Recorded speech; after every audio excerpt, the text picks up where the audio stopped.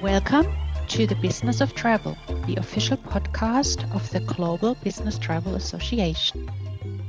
I'm Marion Klar, Director Payments at AmexGBT and a member of the GBTA European Payments Committee, and I'll be your host for today's episode. Today, I'm here to talk to you about a best-in-class payment solution for hotel bookings. Is there even a best-in-class solution, you might ask yourself at this point of time already? Well, let's see what we find out during this session. I'm joined by two corporate buyers with a different view on a best-in-class payment solution for hotel bookings and an expert from the lodging side who has some real-life experience and stats on the hotel payment solutions. I'd therefore like to introduce and welcome Roberta. Roberta is Global Travel Manager for SCOR, one of the world's largest reinsurers. Martin is Global Procurement Manager of RELX, a global provider of information-based analytics and decision-making tools. Anouar is Sales Director at ehotel and an end-to-end hotel solution provider. Welcome all. Today, the four of us are keen to look at Virtual Card, a one-time payment solution initially developed exclusively for hotel payments, and to find out if those cards are a good or even the best-in-class solution for hotel expenditures, and what needs to be considered for them to be a success. Anouar, welcome again. I understand in your current role, as well as your previous roles, you have seen the usage of virtual cards grow significantly. The latest stats on virtual card usage are quite significant too, but corporate buyers are also taking different approaches in regards to corporate payment solutions for their hotel expenditure. Can you please share a bit of your experience, a few stats on virtual card usage with the audience here, please? Thank you, Marion, for having me. Indeed, the business travel industry has embraced virtual payment over recent years. So according to a GBTA Foundation study, companies spend 40 hours a month on average reconciling travel expenses and payment data. So by adopting the virtual credit card payment methods, many corporations aim to remove the need for employees to pay with their own methods before reclaiming through an expense report. In addition to that, the use of virtual cards simplifies the back office financial administration significantly and provides them with the ability to better control travel spend. Okay, so it is improved compliance in combination with process optimization that corporate clients are after when implementing a virtual payment solution. A valid reason and driver, but I also heard about potential disruption for travelers when virtual cards are used. So does the process work for the traveler when virtual cards are in place? Well, we see some hotels experiencing problems accepting virtual cards, slowing the adoption of virtual payment across the industry. Okay, and why is that? Yes, so the main reason is that virtual cards members were sent historically to the property using legacy methods like fax, with front desk staff required to manually input card details in order to make the payment. So not very promising then? Yes, but looking at the new data published by virtual payments leader Confirma, we understand that this historic problem has largely been solved. So with fax representing just 80% of all virtual credit card communication, for example, between 1st June and 1st October last year. In fact, fax's share of virtual card communication has fallen, according to Confirma, from 13% to 8% during the course of 2022. Moreover, and according to Confirma again, 94% of cost authorizations sent to hotels globally from January to October 2022 were successfully delivered. Thanks, Anouar.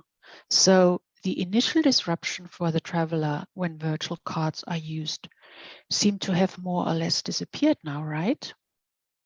Roberta, welcome. I understand you have just recently introduced virtual cards in your organization. Can you highlight what you have done and what's your experience here so far? Yes, hi Marion, hi everyone. We implemented the virtual cards during the pandemic, so in 2021. We partnered with an hotel consolidator, HRS, that provides our hotel content in Concur. So the setup was done with them and with AirPlus, our payment provider.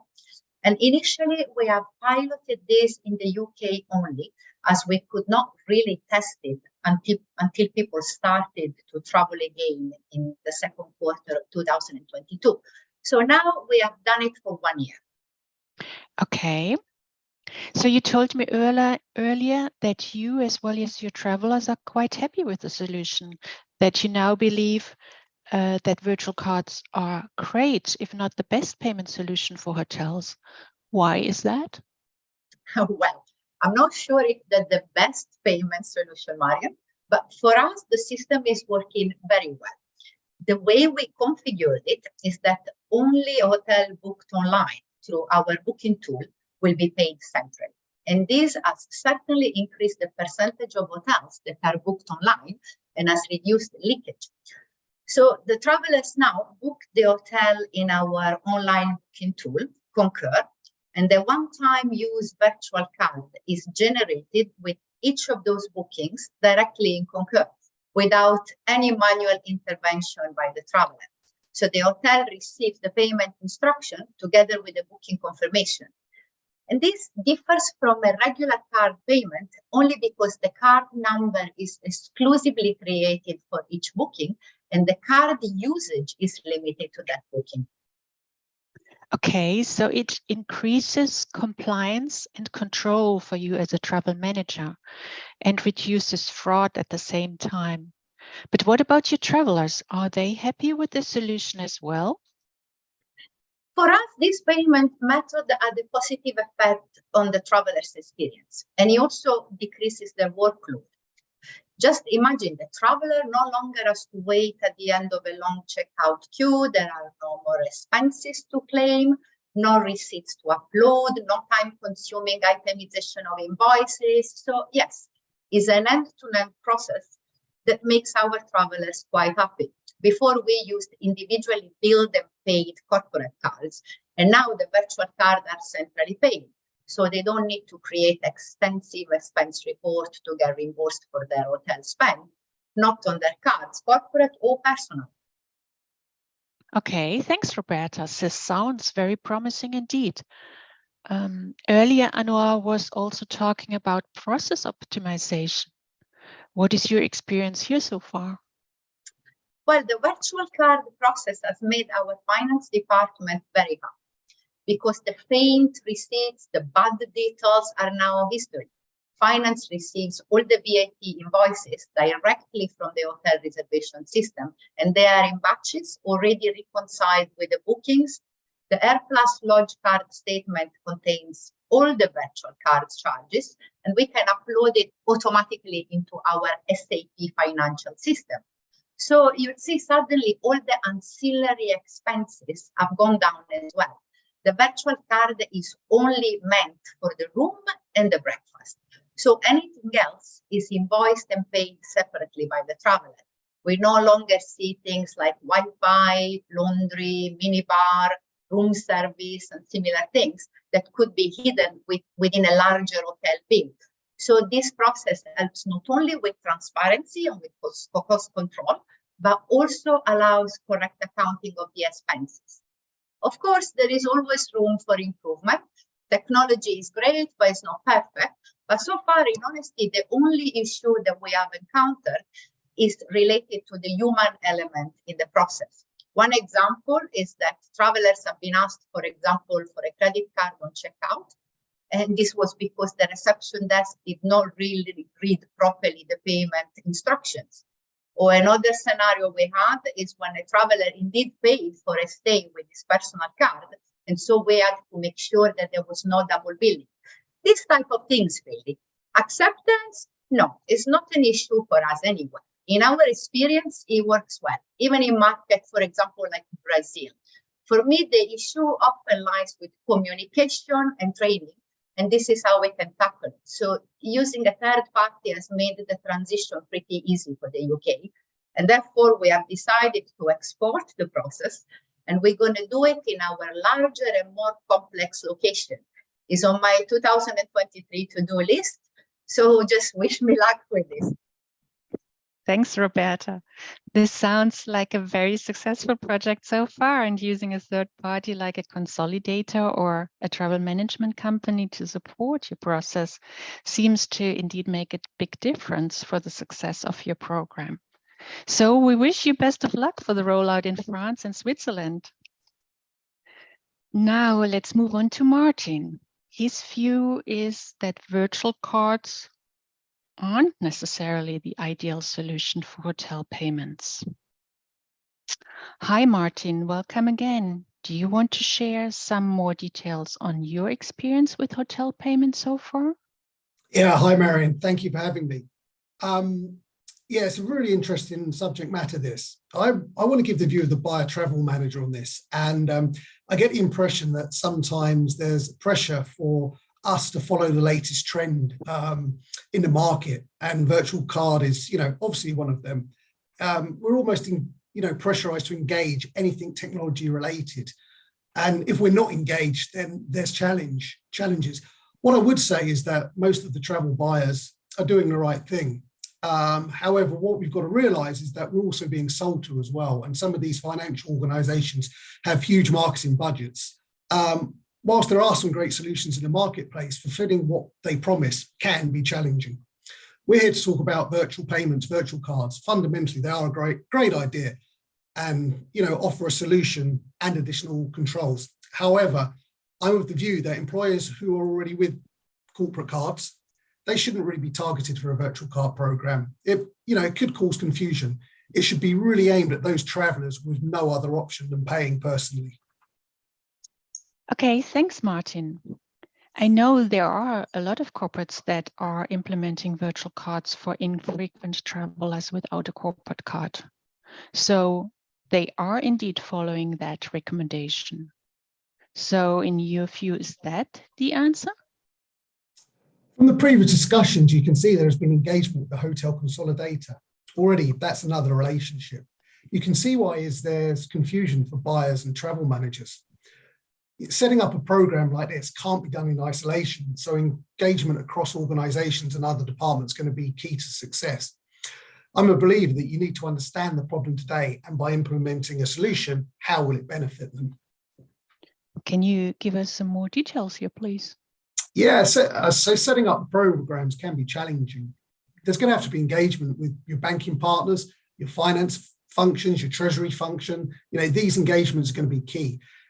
Depending on the size of your organization, there may be others. I know we mentioned tax, VAT earlier. We've then got to decide how we're going to utilize the program in a real world situation. Do I need to engage with a hotel consolidator? Do I discuss the process with my travel management company to support it properly? Or are there other ways I can ensure the program works? The decline of cash in the UK is around 15% a year. So accepting cards here is not really an issue. And here I refer to the UK. However, there may be challenges and education required in other markets where virtual cards are being processed.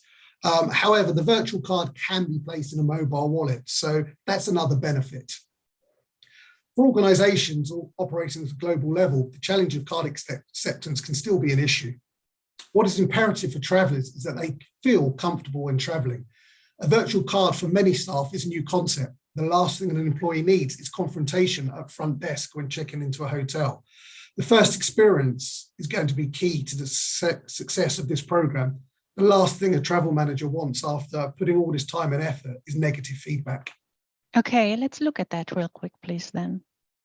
Well, let's suppose during the check-in process, they don't know how to process the VCA or the virtual card. What happens? Is an employee being asked for their personal card? Already, if that happens, travelers will start challenging the process. While the solution does work, it may not work for everyone, and there will be challenges along the way. Okay, This was a scenario Roberta has mentioned as well. Also, in her experience, this did not happen very often. So listening to both of you, it sounds to me that virtual cards can indeed be a very successful payment solution, but only if certain important considerations are taken into account. What I have noted as key success factors when listening to both of you, Martin and Roberta, are to make a virtual card a success, you need to involve a facilitator that will support the booking and payment process. This can be your travel management company or hotel consolidator. Second, get the buy-in from all divisions involved in the end-to-end process. Another factor, implements a solution not necessarily for all travelers, but for infrequent travelers, recruits, and new starters only. Another one, educate the hotels in your hotel program on your preferred form of payment for hotels and include this requirement in the hotel RFP already. And lastly, educate your travelers on how to respond in case of disruption. They need to provide the right answer when being challenged for an additional credit card. From your experience, would you agree? Have I forgotten anything? No, I would just encourage, all card issuers and facilitators of these programs to offer the virtual card in the traveler's wallet on their iPhone. I think this will increase confidence for those people traveling. Yes, and maybe I can add that the merchant fee for virtual cards is typically not higher compared to the merchant fees for individual corporate cards. So just make sure that you challenge your preferred hotels on that point if they ever use this argument for not accepting your virtual cards. Great. Thanks all. It has been great chatting with you today, and it sounds to me like we need another podcast to talk about the implementation of a virtual card and possibly even more. Thank you all. You have been listening to The Business of Travel, the official podcast of the Global Business Travel Association. For more information about GBTA and its work, visit gbta.org. And be sure to rate and review us wherever you get your podcast. Until next time, thanks for listening.